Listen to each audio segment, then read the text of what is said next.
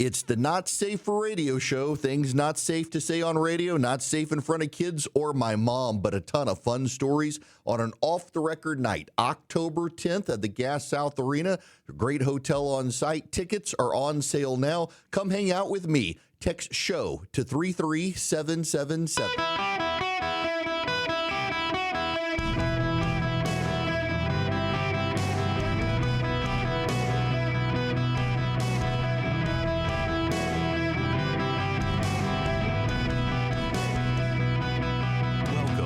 Erick Erickson Show podcast, hour 3.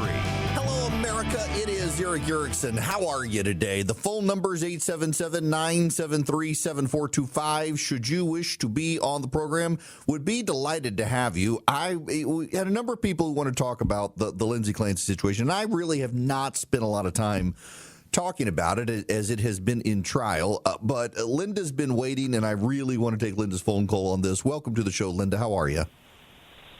Thank you, Eric, for taking my call. I'm Absolutely. Great, thanks. And I appreciate your show. Thank you. So what do you think about this? Well, I am a retired pediatric nurse for several decades, and there is a thing called an Edinburgh Postnatal Depression Scale that it's a questionnaire of 10 questions that we ask the mother for up to about 6 months when they bring their baby in, their infant in, for their well visits. And even when they come in for 6 visits, sometimes if we see that the parent may be not as, responding or interjecting with the child as normal, we can ask these questions. And it talks about anywhere from how are you doing? Do you have someone to help you in the home? Do you have like a community or someone? And there are a lot of women who do not. There are, and the question goes all the way down to the last question is, have you thought about harming yourself? So we've had over the years a few mothers who have no one, who look distressed, they look exhausted, they're not interacting with their newborn as they should, when they cry or they don't know how to really seem to interact with them and respond to their baby. So we know cues and we pick up on these things, and we have had to make calls to DFACS because there was no one else to help take care of the baby because they had no one. Then we've called a parent or a friend or the spouse to let them know this is what we've observed and this is what that mother has told us. So certainly with all these safety measures in place, there's still a parent who slips through the cracks, just like with any child with depression and anxiety. If they can hide it real well, and sometimes it's not picked up on, and tragic things happen within, like the Clancy case. It's just a tragedy. So postpartum depression is real, and it needs to be addressed. We've even called the OB doctor to let them know because they ask these questions as well when that mother goes back in for their visits, post-delivery. So there is medications, but it's mental health seems to just have skyrocketed over the past few decades. It sure has. It sure has. Linda, listen, this has been, I'm glad you being in the field and know what you're talking about. I'm glad you were able to stick around to talk because it is helpful and it is an issue and it's a tragedy. And so thank you. And again, it's a tragedy. It doesn't mitigate responsibility, though. And I don't want to keep dwelling on the story, but it's the Johnathan Hamby thing. I have a piece in my local paper, the Atlanta Journal-Constitution, tomorrow about Johnathan Hamby and how we failed Johnathan Hamby. Just before I take any more phone calls, let me set the stage on this one for you. So, I grew up in Dubai. Yeah, we all know. I'm actually from Jackson, Louisiana. Jackson, Louisiana is a poor town from a poor parish in Louisiana. I actually had a friend of mine tell me a while back that I still hold the record for moving furthest away to college. I graduated in 1993 and moved to Georgia to go to college, and that just kind of blew my mind that would be the case. And I don't know that it's real, but they've consolidated schools now. But, everybody I went to high school with, for the most part, stayed in the area, and they worked for the state, or there was an Exxon Mobil refinery in Baton Rouge they worked for, or James River Paper Mill. No one really left other than me. Had one other friend who really left. Everybody else stayed behind. My parish that I'm from, Louisiana's parishes, not counties. We had the state, one of the state prisons, Dixon Correctional Institute. We had the state prison for the mentally insane. We had criminally insane. We had the state retirement home for state workers. We had the state retirement home for veterans. And we had the state mental institution. My house was up the hill across the creek from the mental hospital on the other side of the fence. The hospital had a dome on top with a clock and a steam whistle. You could set your time by. The whole town could hear the steam whistle blow. And it is a shell of its former self. In the 60s and 70s, headed into the 80s, the decision by our public health officials nationwide was to get rid of the mental hospitals and take the mentally insane and move them into communities and socialize them and try to help them there. And many people who have mental health disorders cannot be helped. It's not, and you've got to understand this. Please understand this. This isn't me being mean. This isn't me being cruel. This is the reality of some people with mental health, including this man, Johnathan Hamby, who murdered a man, stabbed him in the neck because Johnathan Hamby believes that anyone who approaches him is trying to attack him. Johnathan Hamby has schizophrenia and has a compounding issue by which he lives in a different reality than you and me. And in Johnathan Hamby's mind, there's nothing wrong with him. In Johnathan Hamby's mind, he's not insane. Everyone else around him is insane. And so you can't make Johnathan Hamby take medication because to him, you're trying to kill him because he's not crazy in his mind. His mind is so convoluted. So you can't treat a man like Johnathan Hamby. 30 miles from where I'm broadcasting right now is Central State Hospital in Milledgeville, Georgia. In the 1960s, it was the largest mental health hospital in the world. It's built on something like 2,000 acres, and at one point had 12,000 insane patients housed there. Now, I want you to think about this. What is more cruel? Because the left decided, and public policy practitioners embraced the idea that it was cruel to involuntarily commit people to a mental hospital for the rest of their life. What is cruel? Putting Johnathan Hamby in Central State Hospital in Milledgeville, Georgia, where he has a bed, a roof over him, and 3 meals a day, and treatment and the medication he needs given to him and made sure that he takes it. Or letting him live under a bridge on the street in Atlanta. What is more inhumane? See, this is the problem. We as a society have masked inhumanity as humanity. We have decided that the inhumane is humane. We have devalued and disrespected life. Is it not ironic that in a society that has decided the death penalty is inhumane, we have ourselves become inhumane? Abortion on demand, euthanasia, we no longer respect life. I mean, this goes back to Genesis. Noah and his family get off the ark, and God says, you know what? Be fruitful, be multiply, and if anybody or any animal kills a human being, you must eliminate them because they've disrespected life. And we as a society have said, no, it's inhumane to impose the death penalty. And in our time now, our inhumanity has risen. We have refused to cleanse the gene pool of the people who devalue life, and now society itself devalues life. Abortion on demand, euthanasia. We do not lock up the criminals now. We make the law-abiding citizens live in fear. We do not treat the mentally ill with compassion by forcing them somewhere to get treatment. We leave them on the street, and we call them unhoused now, even instead of homeless. And the left has this imaginary idea that if they just put them in a house, suddenly the problem goes away, when the problem is the side effect. Actually, it's not the problem. The problem is drug addiction and mental health. But God forbid you force that person to get help, because that's inhumane according to the perversions of society. Society itself is as deranged mentally as Johnathan Hamby, who in his reality, everyone's trying to attack him. In the reality of the secular system that we live in, it is inhumane to treat the crazy person. We have become crazy as a result. A level of mental health spreading across this country, of mental illness spreading particularly among progressive white people who don't go to church. Is it not ironic that the more likely you are to go to church, the less you have mental health problems? True data, not from me.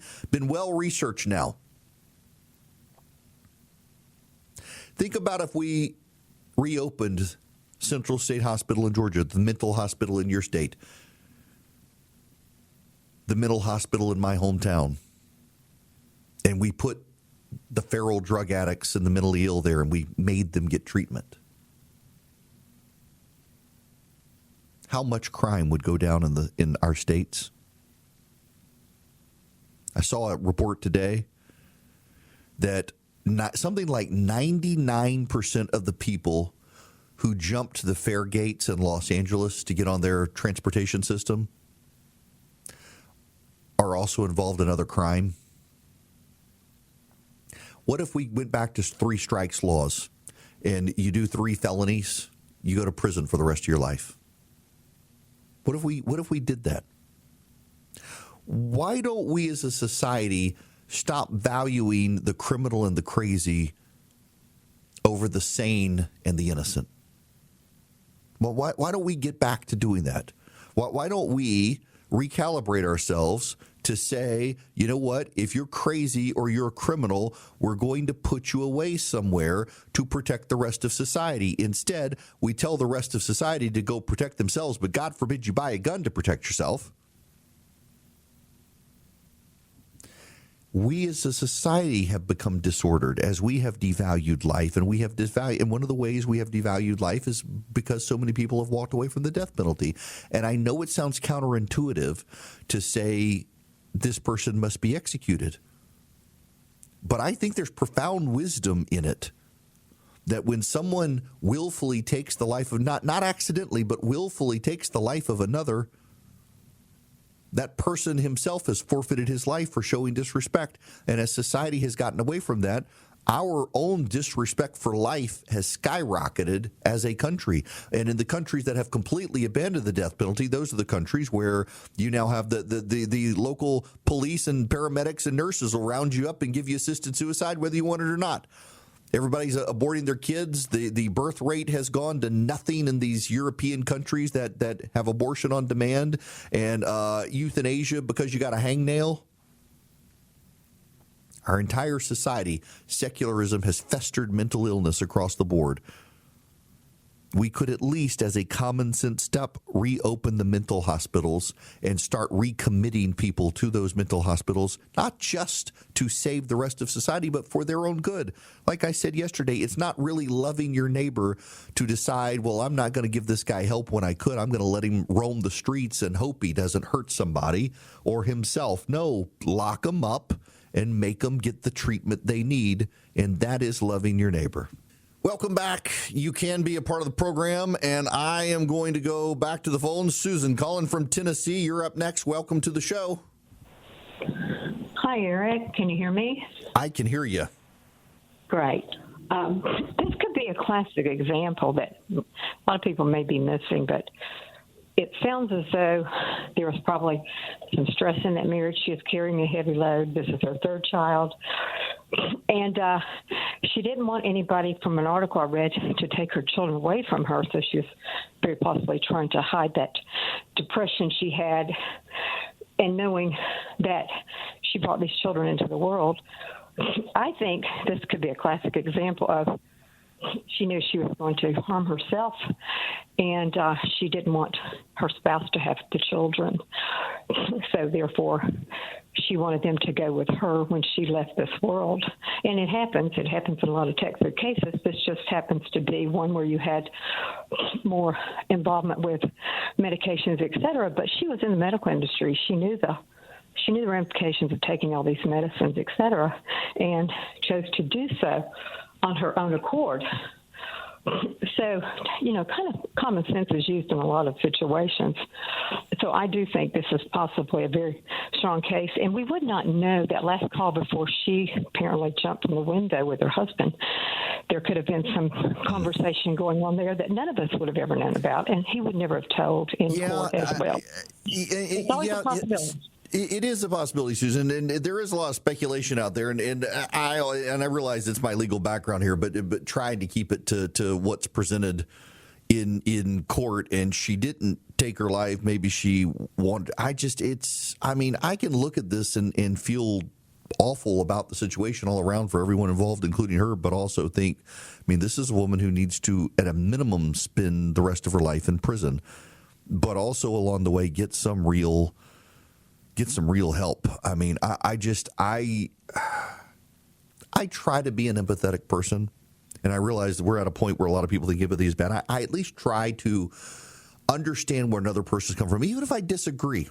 There are too many people today who think if I begin to understand where a person's coming from, I have to recognize that they in their own way are right or something. No, I think people can be wrong. I just want to understand where they're coming from.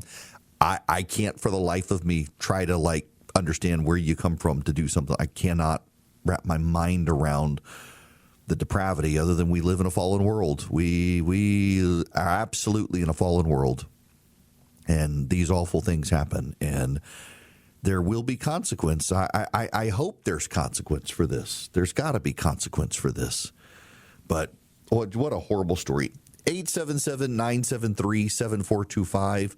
Should you wish to be on the program, you are more than welcome to call in and try to get on if you can. I got to tell you about American financing, because there are a lot of people right now just completely stressed out about their credit card debt and their situation, and they feel underwater, they feel helpless.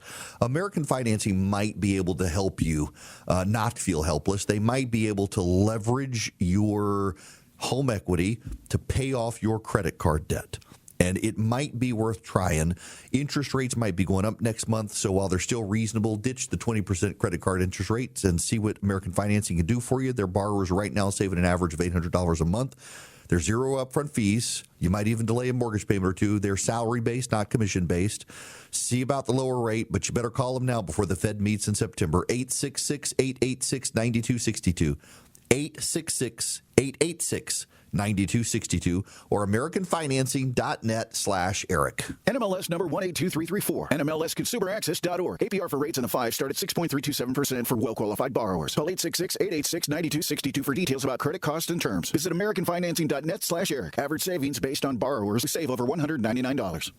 Hello there. I want to get in a few more phone calls here before I move on. Everybody's got thoughts on this tragic situation, the Lindsay Clancy situation. Sharon, you're going to be up next. Welcome to the show, Sharon. Hey, Eric. It's such a pleasure to talk to you finally. I've listened to you since you began in Atlanta. We're originally from Marietta, and we moved out to Carson City.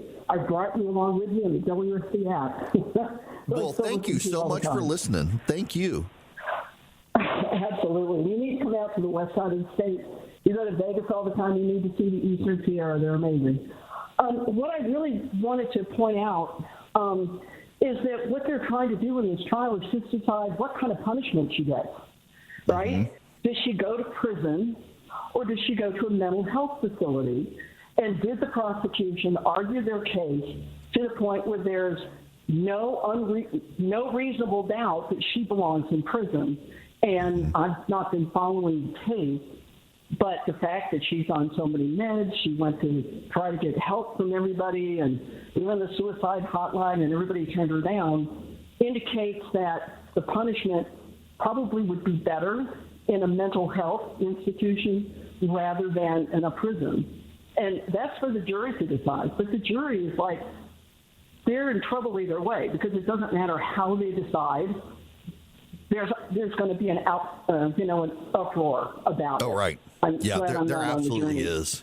I just, Sharon, that's well said, and thank you again for listening out in Carson City. I'll see what I know. I'm on in Reno now, and I'm on in Las Vegas. I'll try to get on out there. So thank you for listening, y'all. I just, excuse me. Regardless of whether you think this woman should be in a prison or a mental institution, at least you think she should be somewhere like that, incarcerated somewhere like that.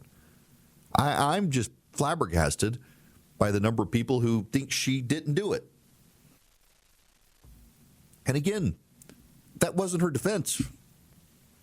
It's not her defense at all. And yet somehow there are people out there who are convinced now that they know better than her own lawyers as to what they should have done, and pointing the finger at the husband. We got a mental health issue in the country, and it goes beyond this woman. I'm flabbergasted by the number of people who have just convinced themselves that no, it must be the husband. I feel horrible for the husband. And some newspaper the other day put pictures of him up. He's a private citizen. He's tried to keep his head down on this. He lost his 3 children. His 3 children were murdered, and people want to make him somehow the bad guy in this. It's just awful. Pat, welcome to the show, Pat. How are you? Oh, I'm good. Well, I'm very sad about all of this. I'm 82 years old, and I've watched the women, get as much more help than they have. I think the ladies outside that's what they're really standing for. But at first I was just feeling so bad for her. I just couldn't believe it. And I listened, and I really watched. What really got me was when I heard, and I think this is a fact, if I'm wrong, I will be wrong, but when she sent him out, she had timed it.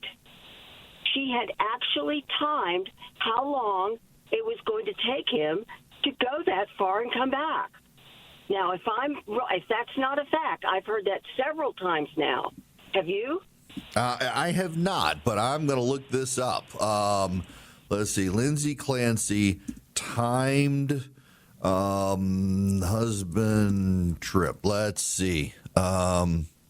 Lindsay Clancy, here it is. This is from ABC News. Lindsay Clancy timed her husband's errand trip on January 24, 2023 by asking him to pick up takeout and medicine right before he left, lengthening the trip to get him out of the house while she strangled their children. That is the evidence presented at trial.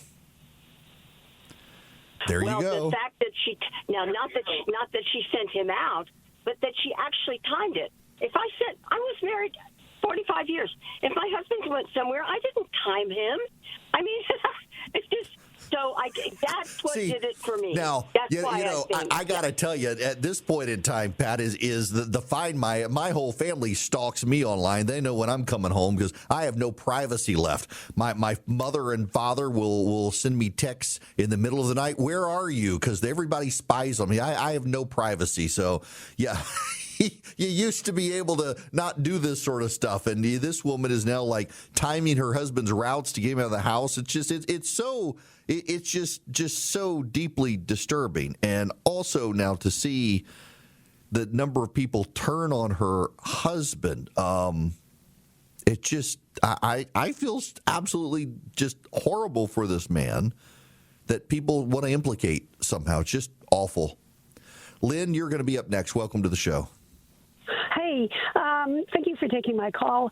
I just wanted to say, my mom took her life 50 years ago. I was 18 years old.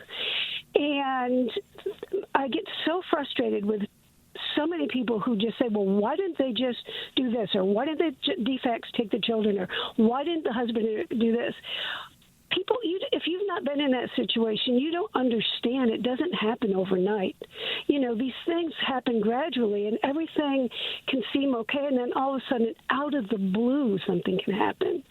It just frustrates me to hear people, kind of minimize the struggle for the whole family. And you just said about her husband and the whole family in general. I'm sure they loved her, and if they ever thought anything like this was going to happen, they would have intervened. Yeah, so her husband, his name is Patrick, and he has said repeatedly over the last several years that he did not marry a monster. He married a woman who became mentally ill, and understands that she had serious problems. But that she says he didn't marry a monster. It's remarkable to hear these stories, and also for this guy who's just being put through the ringer by anonymous trolls online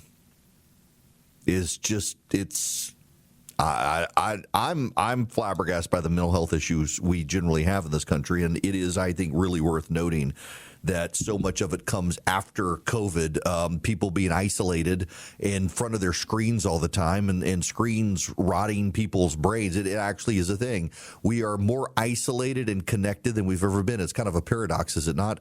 We are so much more isolated than we've ever been, and we are so much more connected in life than we have ever been to one another. We have the entire knowledge of the world in our pocket on a device, and we stare at the screen all day looking for laughs, doom scrolling, and we don't actually go outside and touch the grass or see the neighbor.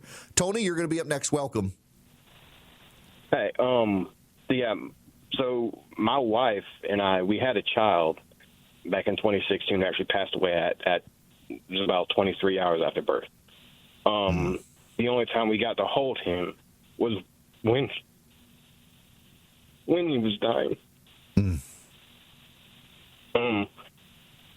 She ended up getting some, it wasn't like a super serious case of postpartum, but I remember some days we both had our own depressions. I wasn't able to deal with mine because I had a bunch of issues and stuff that I had to deal with outside of all that. But I remember when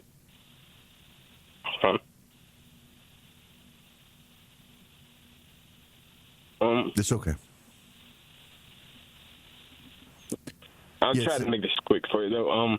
So there was times where she would be upset at the kids. She had kids from a previous marriage. She would be upset at them. It wasn't for very long that she had, that she went through it, but she would be upset at them because they were still really young. They didn't understand death like we do. So they would be playing and having fun and laughing. And she would be mad at them, but she would understand that she shouldn't be. It even goes to the point that, at one point, it even made her feel like she needed to be against me for some things that I don't understand. And people don't get what the brain does to people. Yeah. And how. Particularly, if people were wondering why DFACS didn't get involved, even more messed up, it's not really messed up, my wife's whole life is to help other people. She worked for DFACS at one point. They don't want to take children from families. And through a bunch of other issues, people, the doctors who, when people ask why didn't they diagnose this person as this, some doctors don't want to do that because they know that it is going to be detrimental to that person's life in the future. Right. And that definitely needs to be put on those doctors. Mm-hmm. And that's even happened with my family even further down the line from when all that happened. So that really, this is not something that needs to be in the news. People need to shut up about it. Let that man and his family deal with it themselves. not everything in this world needs to be a subject for the rest of the world to talk about. It's not their business. Yeah. And I gotta say, Tony, is to that point, and listen, I'm sorry for your loss, and I appreciate you calling in. The salaciousness and sensationalism of these sorts of things, and the people who become, I mean, one of the reasons I haven't really wanted to talk about this case, and it's been everywhere, it's been all over social media, it's been all over the news, is just it's a tragedy. Can't bring those kids back. And I'm just stunned by the people who become emotionally invested in it. And, you know, there is this weird phenomenon in the world today where, like, you get on Instagram, for example, and people become emotionally invested in people they don't know. They pretend they're friends, and they become obsessed about other people's lives. And I think that is, again, a product of our isolation and our connectedness together, that we are isolated and connected at the same time. And that digital connection is no substitute for an actual human connection in the real world. But, I mean, the devil finds you online and gets you locked into that sort of stuff. And you just lose touch with the outside world. And it's been wild to watch people get so worked up about this and convinced that their opinion must be right when they're not actually there the whole time watching the stuff and informed and know what went on behind the scenes. It's you know, I'm a radio talk show host. I am paid for my opinion on things, and there are occasionally situations like this where I don't really have an opinion that needs to be voiced. Let the trial happen, and then you got other people who just, they become obsessed with it. Where I am just obsessed with my Cozy Earth sheets. I enjoy getting a cool night's sleep. I don't like being hot when I sleep. I don't understand people who want to be hot occasionally. I need the mattress pad to be hot, to have the heat on because of my back, but I don't like to be hot at night. I don't want to sweat when I sleep. And Cozy Earth sheets are so lightweight. They're made from bamboo, not cotton. They're very lightweight. And they're also very strong, and they get softer as you wash them, but they have a 10-year warranty. They're not going to fray on you. You get a 100-night sleep trial. Most sheets you don't get that with. They are so confident you're going to love their sheets, though. They're willing to do it. And you can save 20% on these premium bamboo sheets from Cozy Earth. You go to CozyEarth.com, and you'll use promo code ERICK, E-R-I-C-K, at checkout and get 20% off. It's CozyEarth.com. The promo code is ERICK, E-R-I-C-K, and you can check out their sheets. They are lightweight. They keep you cool. You know, there's plenty of research behind the scenes about how the melatonin, when you're cool at night and you're relaxed, you generate more melatonin, which helps you get a deeper sleep, and that's where Cozy Earth comes in with their lightweight bamboo sheets. Give them a try. Go to CozyEarth.com. Use the discount code ERICK. Save up to 20%. Hello and welcome. It's Erick Erickson here. I am so glad you waited, Kathleen from Ohio. Welcome to the show. You are the last caller today. How are you? I'm doing fine, thanks. And the reason for my call is there's an important aspect to this case that I don't believe you've addressed. I haven't heard it anyway. And that is over-medication by inappropriate providers. I am a retired clinical psychologist, and I left early both because of the extreme leftward tilt in the profession, but also because of the push to get prescribing privileges for non-medical therapists. And they do not have the requisite knowledge to be prescribing medications, in my opinion. And it is my understanding that this woman was getting treatment from non-medical therapists. When she would have side effects or bad reaction to medication, another medication would just be piled on. And she was, as I understand it, getting a real toxic cocktail of psychiatric medications, which would very likely exacerbate her psychosis. And so I think while she did what she did, she was not in her right mind, I believe. And I think that she needs treatment, definitely, and she will probably be in treatment for the rest of her life. But anyway, her guilt is mitigated by that, I believe. Yeah, I'm glad. Listen, thank you very much for calling in. And mitigation is the right word here. It's guilt, but when it comes to punishment, What do you do? Her own husband says he didn't marry a monster. He married a woman who became mentally ill. And I think you got to take that into consideration when it comes to punishment. But I don't think that means you find her not guilty. We're failing as a nation when it comes to mental health. You know, I mentioned yesterday, I feel like people have given up on the future. I wrote that this morning, kind of turned my monologue into my morning piece. We've given up on thinking about tomorrow and hoping for a better tomorrow, and it's just affected. There's a mass psychosis, it seems like, happening in the country. Frankly, you see it with the rise of transgenderism, the demand for unique individuality to stand out, and the bullying of people who refuse to go along. And we've got mass psychosis in this country right now, and it's a terrible thing to see. We've given up hope in tomorrow, and we're just looking to enjoy today. And you should not worry about tomorrow, but enjoy the present. But also, you should take some responsibility for preparing for tomorrow and getting your affairs in order for tomorrow and reconnecting. So I'm doing these cooking videos.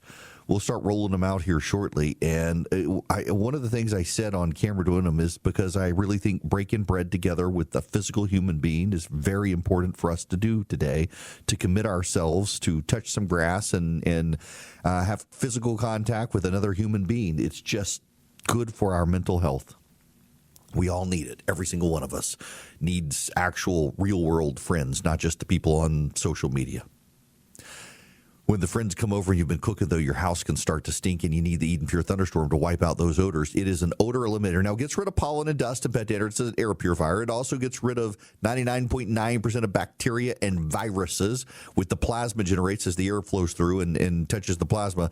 It generates ozone, and the ozone gets out into the air and acts as odor bleach and wipes out all odors. Ozone is a gas, and your odor is a gas, and it can go where you can't go, into the furniture and into the cracks and crevices where the odors lurk, and wipe it out. And you can buy one, get one free this week at EdenPureDeals.com. The discount code is ErickBogo, ErickBogo at EdenPureDeals.com. Wipe out the odors in your home. I keep one in my travel bag. If I'm in a hotel room where someone smoked or a rental car, I just plug it in. It wipes out the odors, and then I unplug it. They're small, they're portable, they pack a wallop. EdenPureDeals.com. The discount code is ErickBogo, ErickBogo, EdenPureDeals.com.